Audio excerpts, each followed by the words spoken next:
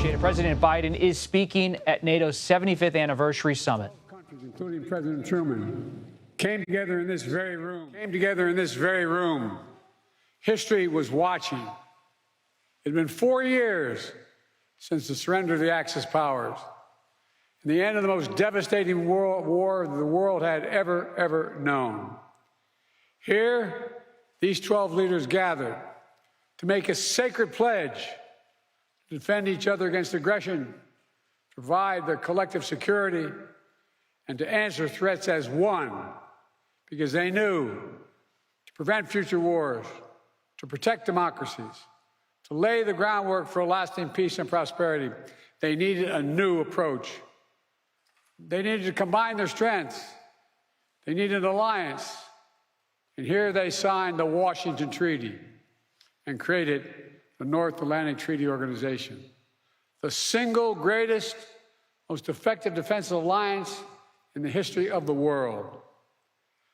Mr. Secretary General, leaders of NATO countries, foreign and defense ministers, representatives from partner nations and the European Union, and members of Congress, distinguished guests, welcome to the 2024 NATO Summit. It's a pleasure.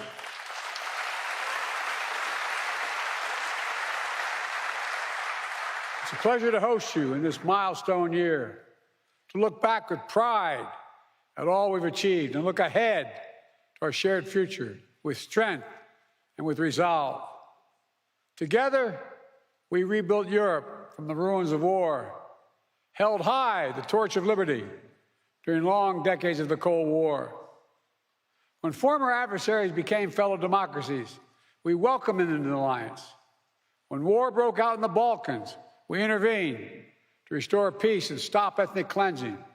And when the United States was attacked on September 11th, our NATO allies, all of you, stood with us, invoking Article 5 for the first time in NATO history, treating an attack on us as an attack on all of us, a breathtaking display of friendship that the American people will never, ever forget.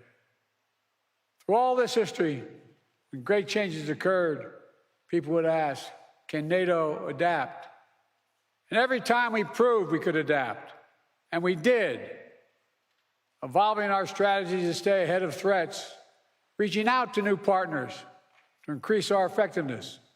And here with us today are countries from the Indo-Pacific region. They're here because they have a stake in our success, and we have a stake in theirs. Today, NATO is more powerful than ever, 32 nations strong. For years, Finland and Sweden were among our closest partners. Now they have chosen to officially join NATO, and because of the power and meaning of Article 5 guarantee, that's the reason. It was the most important aspect of the alliance in 1949, and it is still the most important aspect. I'd also note, Finland and Sweden joined the alliance not just because their leaders sought it, because their citizens called for it in overwhelming numbers. Remember, NATO's character is fundamentally democratic, always has been and always must continue to be. And today, NATO is better resourced than it ever has been. I want to pause on this because it's significant. In the year 2020, the year I was elected president, only 9 NATO allies were spending 2% of their defense GDP on defense. This year, 23 will spend at least 2%. And some will spend more than that. And the remaining countries that have not yet reached that milestone will get there soon. This remarkable progress, proof that our commitment is broad and deep, that we're ready, that we're willing, we're able to deter aggression and defend every inch of NATO territory across every domain: land, air, sea, cyber, and space. My friends, it's good that we're stronger than ever, because this moment in history calls for our collective strength. Autocrats want to overturn global order, which is by and large kept for nearly 80 years and counting. Terrorist groups continue to plot evil schemes to cause mayhem and chaos and suffering. In Europe, Putin's war of aggression against Ukraine continues, and Putin wants nothing less than Ukraine's total subjugation, to end Ukraine's democracy, to destroy Ukraine's culture, and to wipe Ukraine off the map. And we know Putin won't stop at Ukraine, but make no mistake, Ukraine can and will stop Putin.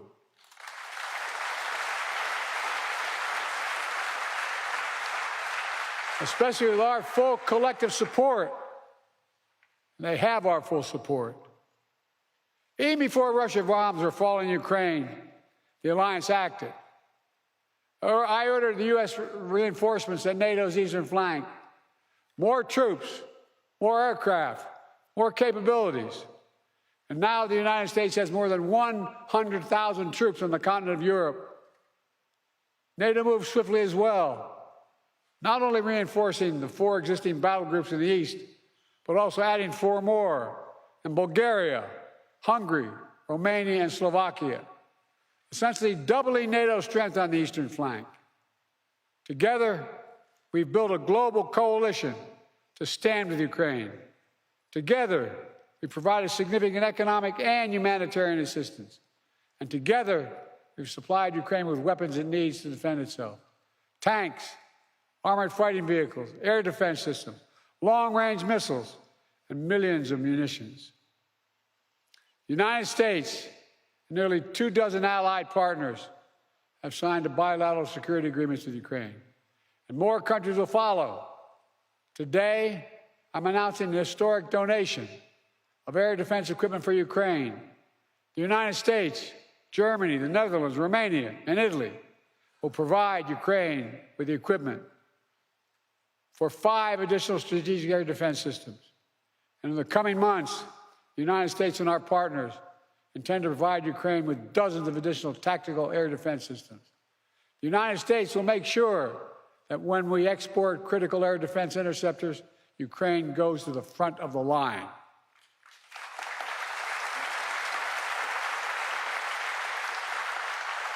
They will get this assistance before anyone else gets it. All told, Ukraine will receive hundreds of additional interceptors over the next year, helping protect Ukrainian cities against Russian missiles, Ukrainian troops facing air attacks on their front lines. Make no mistake, Russia is failing in this war. More than 2 years into Putin's war of choice, his losses are staggering. More than 350,000 Russian troops dead or wounded.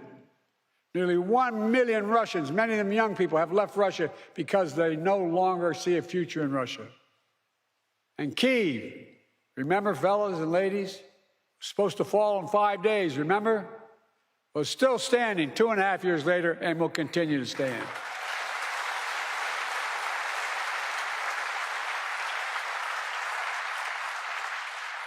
All of we allies knew that before this war, Putin thought NATO would break. Today, NATO is stronger than it's ever been in its history. When this senseless war began, Ukraine was a free country. Today, it is still a free country. And the war will end with Ukraine remaining a free and independent country. Russia will not prevail. Ukraine will prevail. Ladies and gentlemen, this is a pivotal moment for Europe, for the transatlantic community, and I might add for the world. Let's remember, the fact that NATO remains the bulwark of global security did not happen by accident. It wasn't inevitable. Again and again at critical moments, we chose unity over disunion, progress over retreat, freedom over tyranny, hope over fear. Again and again we stood behind our shared vision of a peaceful and prosperous transatlantic community. Here at this summit, we gather to proclaim NATO is ready and able to secure that vision today and well into the future.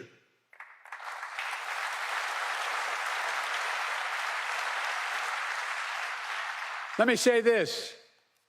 An overwhelming bipartisan majority of Americans understand that NATO makes us all safer. The fact that both Democratic and Republican parties are represented here today is a testament to that fact.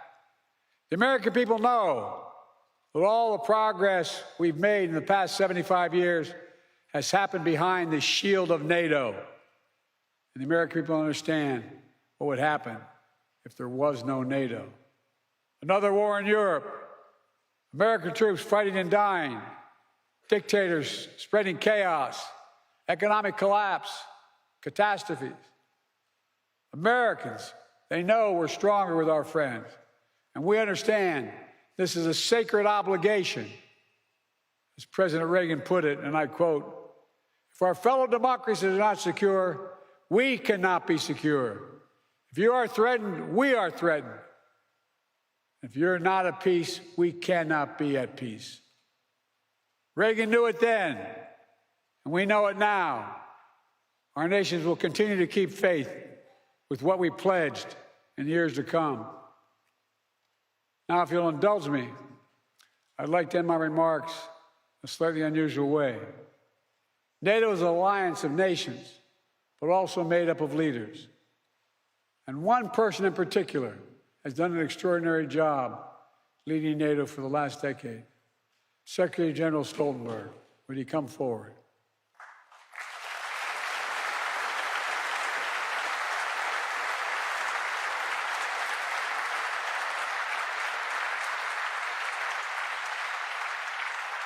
So much of the progress we've made in the alliance is thanks to the Secretary.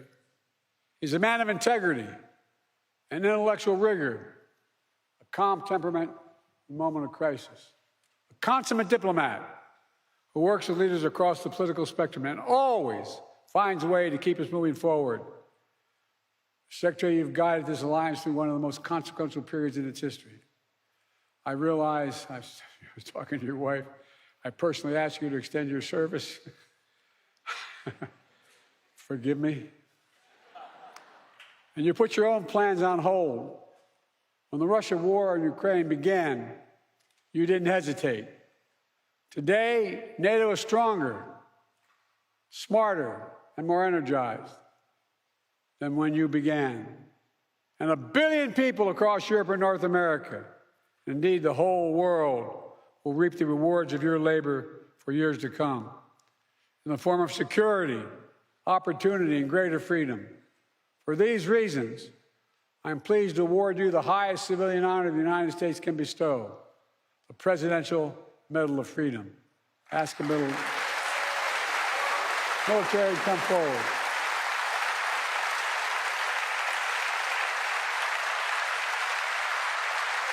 And ask him to read the citation.